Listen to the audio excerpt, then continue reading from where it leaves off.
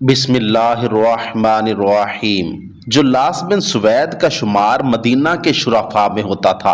انہوں نے جب سعد بن عبید اوسی کی بیوی سے نکاح کیا تو مرحوم شوہر سے ایک کمسن بچہ بھی ہمراہ لائیں۔ یہ بچہ جس کا نام عمیر تھا، کہنے کو تو جلاس کا ربیب تھا، لیکن انہوں نے ایسی محبت اور شفقت کے ساتھ اس کی پرورش کی تھی کہ شاید حقیقی باپ بھی اس طرح نہ کر سکتا۔ اس معصوم کو بھی جلاس سے کچھ ایسا انس اور پیار ہو گیا تھا کہ ہر وقت انگلی پکڑے ان کے ساتھ رہتا تھا۔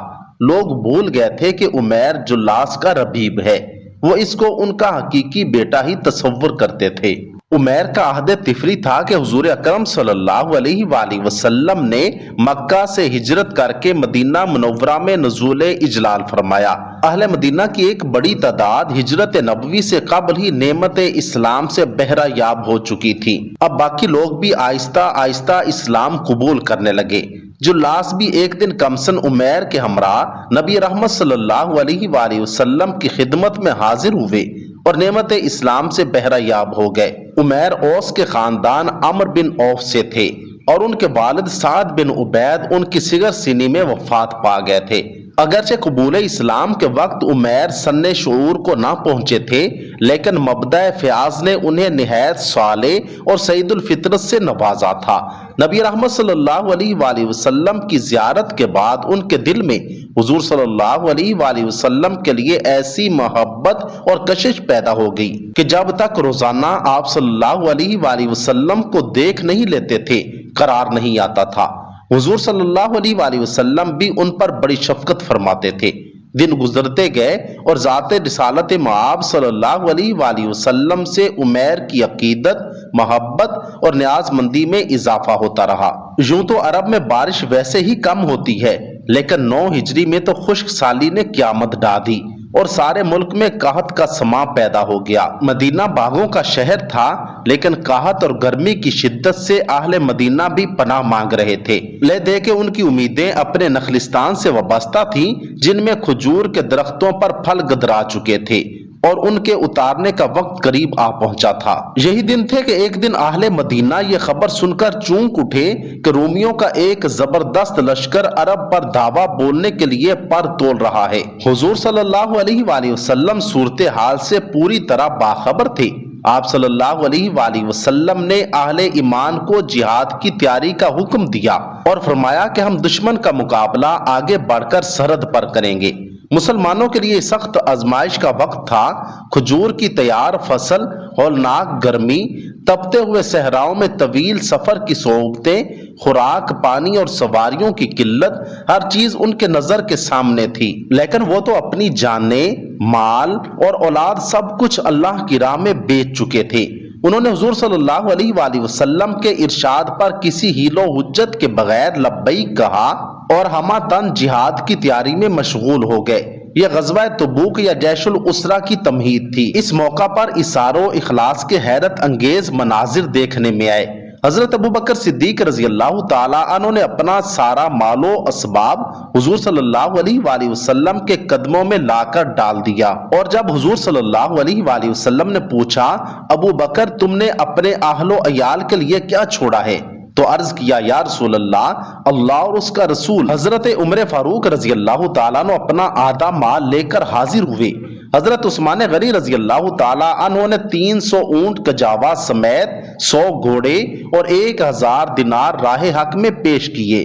حضرت عبد الرحمن بن عوف رضی اللہ تعالیٰ عنہ 200 اوقیہ چاندی لے کر آئے۔ حضرت طلحہ بن عبید اللہ رضی اللہ تعالیٰ عنہ مال و دولت کا ایک انبار لے کر حاضر ہوئے۔ حضرت عاصم بن عدی رضی اللہ تعالیٰ عنہ نے 70 وسق کھجوریں پیش کیں۔ خواتین نے اپنے زیور اتار کر اللہ کی راہ میں دے دیے۔ غرض ہر ایک نے اپنی استطاعت کے مطابق بلکہ استطاعت سے بڑھ کر قربانی کا مظاہرہ کیا۔ ایک طرف تو اہل ایمان اس طرح صفحہ تاریخ پر اپنے اخلاص اور اصرار کے عدیم النظیر نقوش ثبت کر رہے تھے، اور دوسری طرف منافقین اپنی روسیاہی کا سامان فراہم کر رہے تھے۔ انہوں نے اہل ایمان کو بددل کرنے میں کوئی کسر اٹھا نہ رکھی۔ کبھی ان سے کہتے کہ کھجور کی فصل بالکل تیار ہے، تمہاری غیر حاضری میں یہ برباد ہو جائے گی اور تم کہیں کے نہ رہو گے۔ کبھی کہتے اس ہولناک گرمی میں تم جھلس کر رہ جاؤ گے اور زندہ واپس نہ آؤ گے۔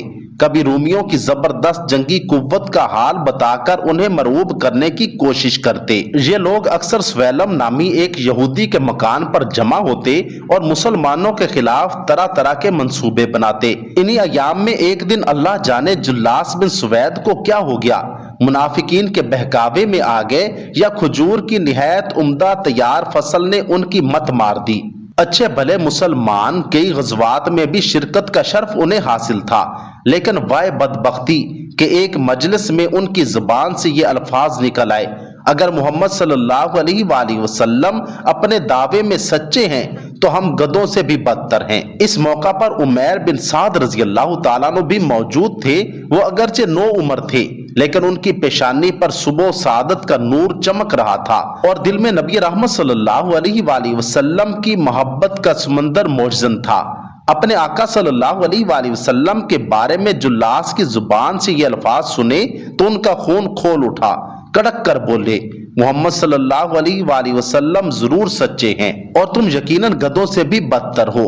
جلاس نے عمیر رضی اللہ تعالیٰ عنہ کی بات سنی تو سناٹے میں آ گئے۔ یہ لڑکا جس نے کبھی ان کے سامنے آنکھ تک نہ اٹھائی تھی، آج ان کے منہ آ رہا ہے۔ بڑے جذبز ہوئے اور بولے، کیا اسی دن کے لیے میں نے تجھے پال پوس کر بڑا کیا تھا؟ اب میں تیری کفالت سے باز آیا، کوئی اور جگہ ڈھونڈو۔ ستیلے باپ سے جلی کٹی سننے کے بعد عمیر رضی اللہ تعالیٰ عنہ سیدھے رسول اکرم صلی اللہ علیہ وآلہ وسلم کی خدمت میں پہنچے اور سارا واقعہ بلا کم و کاست عرض کر دیا۔ حضور اکرم صلی اللہ علیہ وآلہ وسلم نے جلاس کی جسارت پر تعجب کا اظہار فرمایا اور فوراً ان کو بلا بھیجا۔ وہ حاضر ہوئے تو حضور نبی کریم صلی اللہ علیہ وآلہ وسلم نے پوچھا، جلاس کیا تم نے آج فلاں مجلس میں یہ الفاظ کہے تھے؟ جلاس کو اقرار کرنے کی ہمت نہ پڑی، صاف انکار کر گئے۔ اس وقت لسان رسالت مآب پر یہ آیت مبارکہ جاری ہو گئی۔ ترجمہ: وہ اللہ کی قسمیں کھاتے ہیں کہ ہم نے تو نہیں کہا، حالانکہ بے شک انہوں نے کفر کا کلمہ کہا اور مسلمان ہوئے پیچھے کافر ہوئے اور ایسی چیز کا قصد کیا جس کو نہ پایا، اور یہ سب کا بدلہ دیا کہ اللہ اور اس کے رسول نے اپنے فضل سے ان کو دولت مند کر دیا، سو وہ اگر توبہ کر لیں تو ان کے حق میں بہتر ہے۔ حضور اکرم صلی اللہ علیہ وآلہ وسلم وحی الہی کے الفاظ پڑھتے جاتے اور جلاس کے چہرے کا رنگ متغیر ہوتا جاتا۔ جب آپ صلی اللہ علیہ وآلہ وسلم سو وہ اگر توبہ کر لیں تو ان کے حق میں بہتر ہے پر پہنچے تو جلاس کی چیخ نکل گئی۔ بے اختیار نبی رحمت صلی اللہ علیہ وآلہ وسلم کے قدموں پر گر پڑے اور عرض کیا، یا رسول اللہ خطا کار ہوں، درگزر چاہتا ہوں، مجھ سے بھول ہوئی، اب توبہ کرتا ہوں، اللہ بخش دیجئے۔ حضور صلی اللہ علیہ وآلہ وسلم رؤوف الرحیم بھی تھے۔ آپ صلی اللہ علیہ وآلہ وسلم کو جلاس پر رحم آ گیا اور آپ نے انہیں معاف فرما دیا۔ اس کے بعد وہ حقیقی معنوں میں مسلمان ہو گئے اور پھر اپنے کسی قول یا فعل سے کبھی شکایت کا موقع نہ دیا۔ توبہ قبول ہونے کی خوشی میں انہوں نے عمیر رضی اللہ تعالیٰ عنہ کو پھر اپنی کفالت میں لے لیا اور جب تک زندہ رہے ان کو اپنے سے جدا نہ کیا۔ جلاس رضی اللہ تعالیٰ عنہ کے اعتراف گناہ اور قبول توبہ کے موقع پر حضرت عمیر رضی اللہ تعالیٰ عنہ کو یہ شرف حاصل ہوا کہ حضور اکرم صلی اللہ علیہ وآلہ وسلم نے شفقت امیز انداز میں ان کا کان پکڑ کر مسکراتے ہوئے فرمایا، لڑکے تیرے کانوں نے ٹھیک سنا تھا۔ حضرت عمیر بن سعد رضی اللہ تعالیٰ عنہ عہد رسالت میں اگرچہ کم عمر تھے لیکن حضور اکرم صلی اللہ علیہ وآلہ وسلم سے بے پناہ عقیدت و محبت اور بارگاہ نبوی میں باقاعدہ حاضر باشی نے انہیں منبع فضل و کمال بنا دیا تھا اور وہ اسلامی اخلاق کا پیکر جمیل بن گئے تھے۔ ان کے جوش ایمان کا اندازہ اس بات سے کیا جا سکتا ہے کہ نابالغ ہونے کے باوجود غزوہ تبوک میں والہانہ شریک ہوئے اور دوران سفر میں پیش آنے والی تمام مصیبتیں خندہ پیشانی سے برداشت کی۔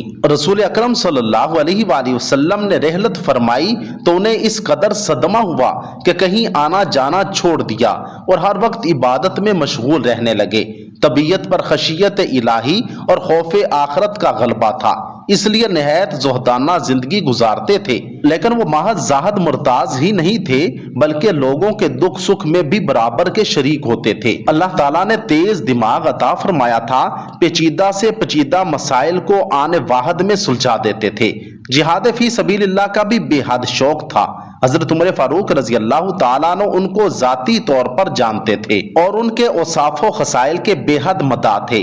اپنے عہد خلافت میں وہ ہمیشہ ایسے آدمیوں کی تلاش میں رہتے تھے جو حکومت کے اہم مناصب کی ذمہ داریاں کتاب و سنت کے مطابق انجام دے سکیں۔ حضرت عمر رضی اللہ تعالیٰ عنہ ان کے معیار پر ہر لحاظ سے پورے اترتے تھے، چنانچہ انہوں نے حضرت عمر رضی اللہ تعالیٰ عنہ کو بلا بھیجا اور مجاہدین کے ایک لشکر کا افسر بنا کر شام بھیج دیا۔